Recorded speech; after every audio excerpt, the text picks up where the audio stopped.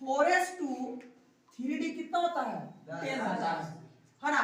अब इसका संयोजी इलेक्ट्रॉन की बात करेंगे जिसको इंग्लिश में बोलते हैं वैलेंस इलेक्ट्रॉन। तो वैलेंस इलेक्ट्रॉन जो 12वीं कक्षा में जो इलेक्ट्रॉन की संख्या होता है उसको हम क्या कहते हैं वैलेंस इलेक्ट्रॉन। वैलेंस इलेक्ट्रॉन कितना होता है इसका 2 होता है ना। अब देखिए यहाँ पे वर्ग की संख्या इसका ग्रुप नंबर क्या होगा। तो वर्ग की संख्या जो होती है वो वैलेंस इलेक्ट्रॉन बराबर होता है किसके ग्रुप नंबर के। यानी ना वैलेंस इलेक्ट्रॉन बराबर होता है किसका ग्रुप नंबर। वैलेंस इलेक्ट्रॉन 2 है तो ग्रुप नंबर भी कितना हो जाएगा 2। तो 2 हम क्या में लिखेंगे रोमन अंक में लिखेंगे किसमें। अब देखिए आवर्त की संख्या तो आवर्त की संख्या कितना आवर्त केना है लास्ट है ना कितना है 4s। तो आवर्त की संख्या कितना हो जाएगी यानी कि लास्ट ऑर्बिट की संख्या बताता है लास्ट ऑर्बिट की संख्या बराबर हो जाएगा आवर्त की संख्या।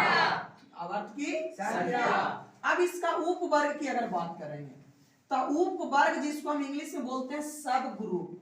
तो उपग्रुप कहता है कि अगर अंतिम इलेक्ट्रॉन डी और F में जाएगा तो उसका उपवर्ग हो जाएगा क्या चीज B होगा। तो यहाँ पे इसका उपवर्ग क्या हो गया हमने क्या लिखवाया प्राप्ति स्रोत है ना प्राप्ति स्रोत। तो प्राप्ति स्रोत में क्या कहता है कि तांबा जो है अत्यंत क्रियाशील धातु है। तो अत्यंत क्रियाशील धातु होने के कारण ये प्राकृतिक में मुक्त अवस्था में नहीं बल्कि संयुक्त अवस्था में अनेक अयस्कों में पाया जाता है।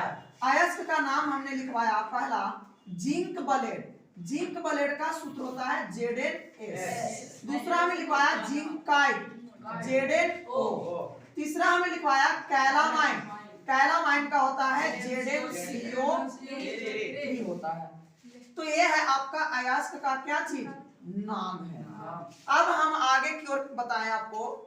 हमने कहा कि जस्ता यानी कि जिंक ब्लेड से जस्ता का जो निष्कर्षण करते हैं वो हम निम्नलिखित चरणों में करते हैं। स्टेप नंबर फर्स्ट में हमने क्या लिखवाया सबसे पहले जिंक ब्लेड। तो जिंक ब्लेड यानी जिंक ब्लेड का जो सांद्रण करेंगे सांद्रण का मतलब होता है अलग करना। तो जिंक ब्लेड का सांद्रण जो करते हैं वो फेन प्लावन विधि के द्वारा करते हैं। किसके द्वारा फेन प्लावन विधि के द्वारा किया जाता है। क्यों करते हैं क्योंकि यह हल्का होता है और फेन के साथ चिपक जाता है। अब ये हो गया पहला नंबर पॉइंट। दूसरा कहता है कि सांद्रित अयस्क को। तो सांद्रित अयस्क कौन है ZnS। तो सांद्रित अयस्क को भर्जित करते हैं। भर्जित का मतलब होता है यहाँ पे वायु की उपस्थिति में इसको क्या करते हैं गर्म करते हैं। तो जैसे गर्म करते हैं तो ये बदल जाता है ZnO। अब प्लस में क्या देता है SO2 देता है। तो यहाँ तक हमने बताया कि सांद्रित अयस्क को भर्जित करते हैं जिससे क्या होता है जिंक ऑक्साइड का निर्माण होता है। और अगले नंबर हमने बताया तीसरा नंबर कि जब जिंक